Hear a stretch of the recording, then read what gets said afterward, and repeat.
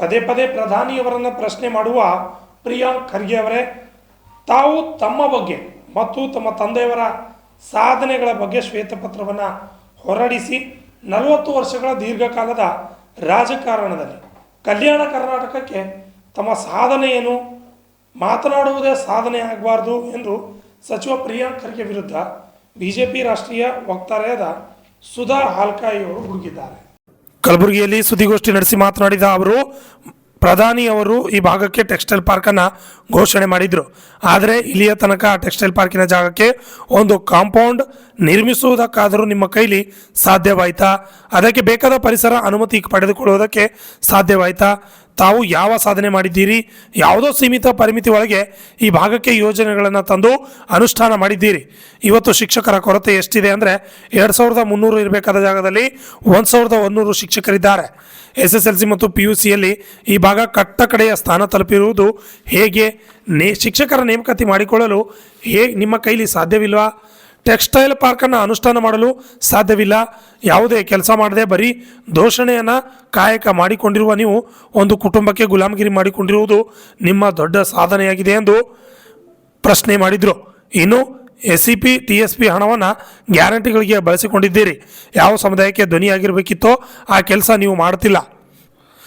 ಎಲ್ಲ ರಂಗಗಳಲ್ಲೂ ವೈಫಲ್ಯ ಕಂಡಿರುವ ನೀವು ಪ್ರಧಾನಿ ಮೋದಿಯವರನ್ನ ಟೀಕೆ ಮಾಡುತ್ತಿದ್ದೀರಿ ಎಂದ ಅವರು, ನಿಮ್ಮ ಟೀಕೆ ಸಮಂಜಸವಲ್ಲ, ಅದನ್ನು ನಾವು ಬಲವಾಗಿ ಖಂಡಿಸುತ್ತೇವೆ ಎಂದರು. ಶಿವಾನಂದ ಪಾಟೀಲ್ ಅವರು ಸಹ ಅಸೆಂಬ್ಲಿಯಲ್ಲಿ ಇದ್ರ ಬಗ್ಗೆ ಹೇಳಿದ್ದಾರೆ. 2 ವರ್ಷ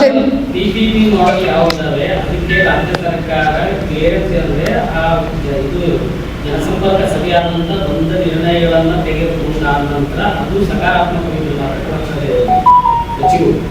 ಆದರೆ ಇಲ್ಲಿ ಏನಾಗ್ತದೆ, PPP ಮಾಡೋದು ಆಗಲೇ ಪತ್ರಿಕಾ ಬಂಧುಗಳಿಗೆ ನಮಸ್ಕಾರ. ನಮಗೆಲ್ಲರಿಗೂ ಗೊತ್ತಿರೋ ಹಾಗೆ ಮೊನ್ನೆ CGA ರಿಪೋರ್ಟ್ ಕೊಟ್ಟಿದೆ ನಮ್ಮ ಕರ್ನಾಟಕದ ಆರ್ಥಿಕ ಸ್ಥಿತಿ ಬಗ್ಗೆ. ಅದರೊಳಗಡೆ ಕೊಟ್ಟಿದ್ದಾರೆ 63,000 ಕೋಟಿಯಷ್ಟು ನಾವು ಸಾಲವನ್ನು ತೊಗೊಂಡಿದ್ದೀವಿ. ಎದಕ್ಕೆ ಅಂತಂದರೆ ಇದು 5 ಗ್ಯಾರಂಟಿ ಸಲುವಾಗಿ ನಾವು ಸಾಲವನ್ನು ತೊಗೊಂಡಿದ್ದೀವಿ. ಕಳೆದ ವರ್ಷ ಅಂದರೆ 22-23ಯಲ್ಲಿ ಫಿಸ್ಕಲ್ ಡೆಫಿಸಿಟ್ ಇರೋದು ನಮಗೆ 46,000 ಇತ್ತು. ಈ ವರ್ಷ ನಮಗೆ 64,000 ಆಗಿದೆ. ಸಾಲ ನೋಡಿಬಿಟ್ರೆ 37,000 ಕೋಟಿ ಒಂದೇ ವರ್ಷದಲ್ಲಿ ಜಾಸ್ತಿ ನಾವು ಸಾಲ ತೊಗೊಂಡಿದ್ದೀವಿ. ಅದರೊಳಗಡೆ 5,500 ಕೋಟಿಯಷ್ಟು ನಾವು ಇನ್ವೆಸ್ಟ್ಮೆಂಟಿಗೆ ನಮಗೆ ಕಡಿಮೆ ಆಗಿದೆ. ಅಂದರೆ ಕ್ಯಾಪಿಟಲ್ ಇನ್ವೆಸ್ಟ್ಮೆಂಟ್ ಏನು ಮಾಡ್ತೀವಿ ಅದು ಕಡಿಮೆ ಆಗಿದೆ. ಸೊ ಮ್ಯಾಕ್ಸಿಮಮ್ ಏನಿದೆ ಎಲ್ಲ ನಮ್ಮ ಸೋಷಿಯಲ್ ವೆಲ್ಫೇರ್ಗೆ ಇದ್ದು ಬಿದ್ದಿರೋ ದುಡ್ಡೆಲ್ಲ ಹಾಕಿದ್ದಾರೆ. ಹೀಗಾಗಿ ನಮ್ಮ ರಾಜ್ಯ ಸಾಲದಲ್ಲಿದೆ ಮತ್ತು ಏನು ಡೆವಲಪ್ಮೆಂಟ್ ಆಗಿಲ್ಲ ಅನ್ನೋದು ಅದು CAG ರಿಪೋರ್ಟ್ ಅಂತ ಕೊಟ್ಟಿದೆ. ಸೊ ಅದಕ್ಕೆ ಕ್ರಮೇಣವಾಗಿ ನಮ್ಮ ಜಿಲ್ಲಾ ಉಸ್ತುವಾರಿ ಸಚಿವರಾದ ಪ್ರಿಯಾಂಕ್ ಖರ್ಗೆ ಅವರು ಹೇಳಿದರು, ನಮ್ಮ ದೇಶದಲ್ಲಿ ಆದರಣೀಯ ನರೇಂದ್ರ ಮೋದಿಜಿಯವರ ಸರ್ಕಾರ 130 ಲಕ್ಷ ಕೋಟಿ ಸಾಲ ಮಾಡಿದೆ ಅಂತ ಹೇಳಿಬಿಟ್ಟು. 130 ಲಕ್ಷ ಕೋಟಿ ನಾವು ಸಾಲ ಮಾಡಿದ್ದೀವಿ 10 ವರ್ಷದಲ್ಲಿ, ನಿಜ ಇದೆ ಇದು. ಆ 130 ಕೋಟಿ ಸಾಲದಲ್ಲಿ ನಾವು ಏನೇನು ಮಾಡಿದ್ದೀವಿ ಅಂತಂದರೆ ಇನ್ಫ್ರಾಸ್ಟ್ರಕ್ಚರ್, ಆಮೇಲೆ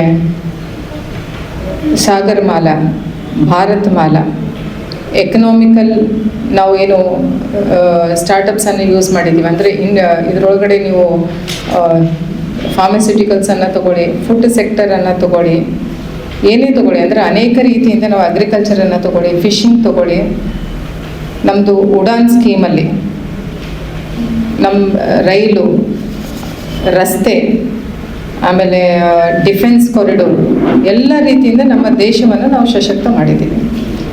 ಕಳೆದ 10 ವರ್ಷಗಳ ಹಿಂದೆ ನಮ್ಮ ದೇಶ 10ನೇ ಆರ್ಥಿಕ ಸ್ಥಿತಿಯಲ್ಲಿದ್ದು ಈಗ 3ನೇ ಆರ್ಥಿಕ ಸ್ಥಿತಿಯಲ್ಲಿದೆ ಇಡೀ ಜಗತ್ತಿನಲ್ಲಿ. ಇದಕ್ಕೆಲ್ಲ ಕಾರಣ ಅಂತಂದರೆ ನಾವು ಏನು ಒಂದು ವಿಷನ್ ಇಟ್ಕೊಂಡು ಗತಿಶಕ್ತಿ ಅಂತ ಏನು ಒಂದು ನಮ್ಮ ಆದರಣೀಯ ನರೇಂದ್ರ ಮೋದಿಜಿಯವರು ಆ ಹಿನ್ನೆಲೆಯಲ್ಲಿ ಏನು ವರ್ಕ್ ಮಾಡ್ತಾ ಇದ್ದಾರೆ. ಗತಿ ಅಂತಂದರೆ ಸ್ಪೀಡು, ಶಕ್ತಿ ಅಂತಂದರೆ ಒಂದು ಸ್ಟ್ರೆಂತ್. ಆ ಗತಿಶಕ್ತಿಯಲ್ಲಿ ಇವೆಲ್ಲ ಯೋಜನೆಗಳನ್ನು ಅವರು ತೊಗೊಂಡು ಬಂದುಬಿಟ್ಟು ಅದರ ಪ್ರಕಾರ ಅವರು ಇಂಪ್ಲಿಮೆಂಟೇಷನ್ ಮಾಡ್ತಾ ಇದ್ದಾರೆ. ಬಟ್ ನಮ್ಮ ರಾಜ್ಯದಲ್ಲಿ ಈ ಥರ ಯಾವುದು ಇಂಪ್ಲಿಮೆಂಟೇಷನ್ ಆಗಿದೆ ಕಳೆದ 2 ವರ್ಷಗಳಲ್ಲಿ, ಅಥವಾ ಕಲ್ಯಾಣ ಕರ್ನಾಟಕದಲ್ಲಿ ಏನಾಗಿದೆ ಅಂತ ಹೇಳಿಬಿಟ್ಟು ಅವರು ಶ್ವೇತಪತ್ರ ಕೊಡಲಿ ಅಂತ ನಾನು ತಮ್ಮ ಮೂಲಕ ಅವರಿಗೆ ಕೇಳ್ಕೊತೀನಿ. ಟೆಕ್ಸ್ಟೈಲ್ ಪಾರ್ಕು 2020-23ಯಲ್ಲೇ ನಮ್ಮ ಕಲ್ಯಾಣ ಕರ್ನಾಟಕ ಕಲಬುರಗಿ ಕೊಟ್ಟಿದ್ರು. ಇವತ್ತಿನವರೆಗೂ ಇವರು ಅದರ ಸಲುವಾಗಿ ಏನು ಕೆಲಸ ಮಾಡಿದ್ದಾರೆ? ಎನ್ವಿರಾನ್ಮೆಂಟಲ್ ಕ್ಲಿಯರೆನ್ಸ್ ಅವರಿಗೆ ಬಂದಿಲ್ಲ. ಶ್ವೇತಪತ್ರ ಸರ್ಕಾರ ಹೊರಡಿಸ್ಬೇಕು, ಖರ್ಗೆ ಅವರು ಕಲ್ಯಾಣ ಕರ್ನಾಟಕದ ಕೊಡ್ಲಿರಿ ಅವರು. ನಾವು ದೇಶದ ಅಲ್ಲ, ಒಂದು ನಿಮಿಷ ಸರ್, ನಾನು ಹೇಳ್ತೀನಿ, ಅದಾದ್ಮೇಲೆ ನೀವು ಕೇಳಿ. ನಾವು ಪ್ರಿಯಾಂಕ್ ಖರ್ಗೆ ಅವ್ರು ಕೊಡ್ಬೇಕ್ರಿ, ಕಲ್ಯಾಣ ಕರ್ನಾಟಕದ ಅಭಿವೃದ್ಧಿ ಬಗ್ಗೆ ಅವ್ರು ಕೊಡ್ಲಿರಿ ಅವರು. ಶಿಕ್ಷಕರು ನೇಮಕಾತಿ ಆಗ್ತಾ ಇಲ್ಲ. ಶಿಕ್ಷಕರು ವರ್ಗಾವಣೆ ಆದಮೇಲೆ ಶಿಕ್ಷಕರನ್ನ ವಾಪಸ್ಸು ಆ ವರ್ಗಾವಣೆ ಆಗಿದ್ದ ಜಾಗದಲ್ಲಿ ಶಿಕ್ಷಕರಿಗೆ ಕರ್ಕೊಂಡು ಬರ್ತಾ ಇಲ್ಲ.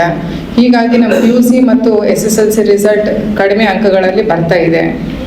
ಯಾವ ರೀತಿಯಿಂದ ನೋಡಿದ್ರು ಕಲ್ಯಾಣ ಕರ್ನಾಟಕ, ಸ್ಪೆಷಲಿ ಕಲಬುರಗಿ ಡಿಸ್ಟ್ರಿಕ್ಟ್ ಎಲ್ಲ ಕಟ್ಟಕಡೆಯ ಸ್ಥಾನದಲ್ಲಿದೆ.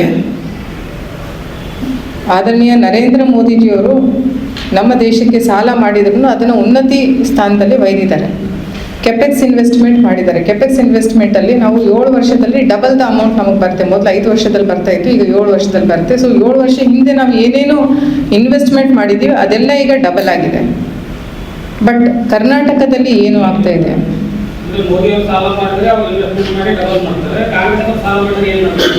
ಅದು CAG ಅವರು ರಿಪೋರ್ಟ್ ಕೊಟ್ಟಿದ್ದಾರಲ್ರಿ. CAG ಅವರು ರಿಪೋರ್ಟ್ ಹೌದ್ರಿ. ಇಲ್ಲಿ ಕರ್ನಾಟಕದಲ್ಲಿ ಏನು ಡೆವಲಪ್ಮೆಂಟ್ ಆಗಿಲ್ಲ. ಸಾಲ ಮಾಡಿ ಯಾವುದೇ ಅಭಿವೃದ್ಧಿ ಆಗಿಲ್ಲ ರೀ ಕರ್ನಾಟಕದಲ್ಲಿ. ಅದೇ ನಾವು ಕೇಳ್ತಾ ಇದ್ದೀವಿ ರೀ, ಸರ್ಕಾರ ಕೇಳ್ತಾ ಇರೋದು ನಾವು ಅದೇ ಕೇಳ್ತಾ ಇದ್ದೀವಿ. ಒಂದು ರೋಡ್ ಡೆವಲಪ್ಮೆಂಟ್ ಆಗಿಲ್ಲ ಇಲ್ಲಿ.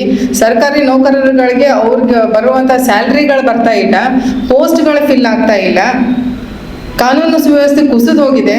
ನೀವು ಯಾವ ಡಿಪಾರ್ಟ್ಮೆಂಟೇ ತಗೊಳ್ಳಿ, ನೀವು ಹೆಲ್ತ್ ಸೆಕ್ಟರಲ್ಲಿ ತಗೊಳ್ಳಿ, ಅಲ್ಲಿ ಯಾರು ಎಂಪ್ಲಾಯ್ಮೆಂಟ್ ಇಲ್ಲ ಅಂತ ಹೇಳ್ತಾ ಇದ್ದಾರೆ, ಯಾರಿಗೂ ತಗೊತಾ ಇಲ್ಲ. ಪೊಲೀಸ್ ಡಿಪಾರ್ಟ್ಮೆಂಟಲ್ಲೂ ಸಹ ನೀವು ಕೇಳಿ, ಅಲ್ಲೂ ಸಹ ಖಾಲಿ ಹುದ್ದೆಗಳನ್ನು ಭರ್ತಿ ಮಾಡ್ತಾ ಇಲ್ಲ. ಎಲ್ಲ ರೀತಿಯಿಂದ ಕುಸಿದು ಹೋಗ್ತಾ ಇದೆ. ನಾವು ಅದೇ ಕೇಳ್ತಾ ಇದ್ದೀವಿ, ನೀವು ಸಾಲ ಮಾಡಿ ಏನು ಮಾಡಿದ್ದೀರಾ ಅಂತೇಳಿ. ಈಗ ಕೇಂದ್ರ ಸರ್ಕಾರ ಸಾಲ ಮಾಡಿ ಏನು ಮಾಡಿದೆ ಅಂತ ಹೇಳಿ ನಾನು ಲಿಸ್ಟ್ ತೊಗೊಂಡು ಬಂದಿದ್ದೀನಿ. ಇಲ್ಲಿ ಅವ್ರು ಏನೇನು ಮಾಡಿದ್ದಾರೆ, ಎಲ್ಲೆಲ್ಲಿ ಇನ್ವೆಸ್ಟ್ಮೆಂಟ್ ಮಾಡಿದ್ದಾರೆ ಅಂತ ನನ್ನ ಹತ್ರ ಇದೆ. ಇಲ್ಲಿ ಕೊಡ್ರಿ.